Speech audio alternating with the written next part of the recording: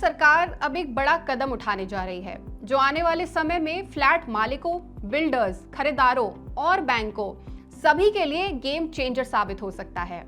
हम बात कर रहे हैं वर्टिकल प्रॉपर्टी कार्ड्स की।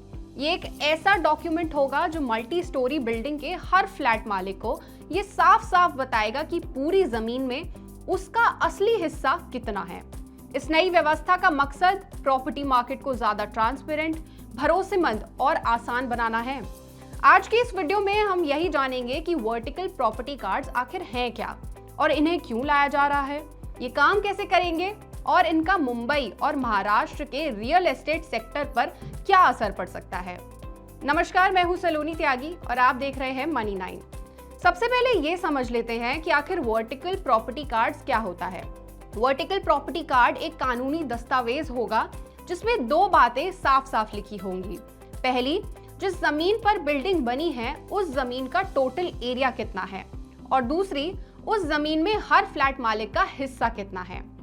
मल्टी स्टोरी सोसाइटीज में दर्जनों फ्लैट होते हैं, लेकिन किसी भी फ्लैट मालिक को यह पता नहीं होता कि जमीन में उसका हिस्सा कितना है। ये नया वर्टिकल प्रॉपर्टी कार्ड इसी कमी को अब पूरा करेगा।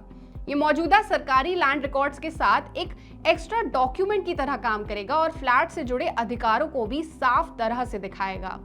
फिलहाल महाराष्ट्र में, खासकर मुंबई में, फ्लैट मालिक अपनी पहचान सेल डीड, प्रॉपर्टी टैक्स रसीद या सोसाइटी के लेटर से बताते हैं, लेकिन जमीन के सरकारी रिकॉर्ड में फ्लैट मालिक का नाम नहीं होता है। जमीन का मालिक डेवलपर को ही माना जाता है, लेकिन इस नई व्यवस्था के आने के बाद फ्लैट मालिकों के नाम भी जमीन के सरकारी रिकॉर्ड में जोड़े जाएंगे। इसके लिए महाराष्ट्र लैंड रेवेन्यू कोड 1966 में बदलाव किए जाएंगे और इससे जमीन और प्रॉपर्टी से जुड़े रिकॉर्ड पहले से ज्यादा साफ और अपडेटेड हो जाएंगे। इसी सब के बीच लोगों के मन में कुछ ऐसे भी सवाल उठ रहे हैं कि क्या इससे फ्लैट की कीमतों में बढ़ोतरी आएगी। इस पर सरकार का कहना है कि वर्टिकल प्रॉपर्टी कार्ड लागू होने से नए फ्लैट की कीमतों पर कोई असर नहीं पड़ेगा, लेकिन इससे फ्लैट की रीसेल वैल्यू काफी बेहतर हो सकती है। जब फ्लैट मालिक के जमीन के हिस्से का पूरा रिकॉर्ड कार्ड में मौजूद होगा तो खरीदार को ज्यादा भरोसा आएगा, बैंक दस्तावेज जल्दी चेक कर पाएंगे और प्रॉपर्टी की खरीद बिक्री का प्रोसेस भी आसान हो जाएगा। इनहेरिटेंस और सेल जैसे मामलों में भी पहले के मुकाबले काफी सिंपल हो जाएंगे। अक्सर फ्लैट खरीदने बेचने में सबसे बड़ी दिक्कत यही आती है कि लोगों को यही नहीं पता चलता कि जमीन में किसका हिस्सा कितना है। रिकॉर्ड साफ ना होने से कई बार विवाद हो जाते हैं और यहीं पर काम अटक जाता है।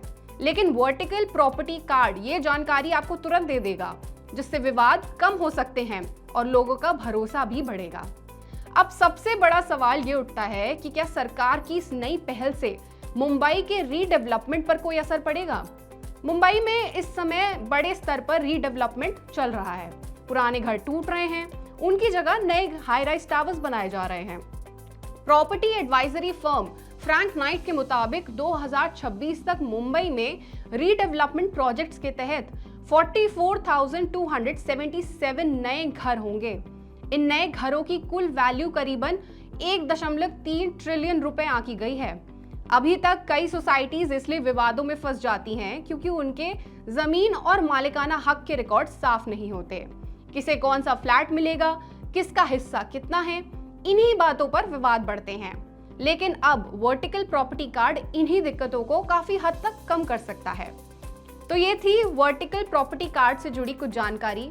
इस पूरे मुद्दे पर आपकी क्या राय है, आपका क्या कहना है, हमें कमेंट सेक्शन में जरूर बताएं। और ऐसी ही और खबरों और अपडेट्स के लिए जुड़े रहिए हमारे साथ सिर्फ मनी 9 पर।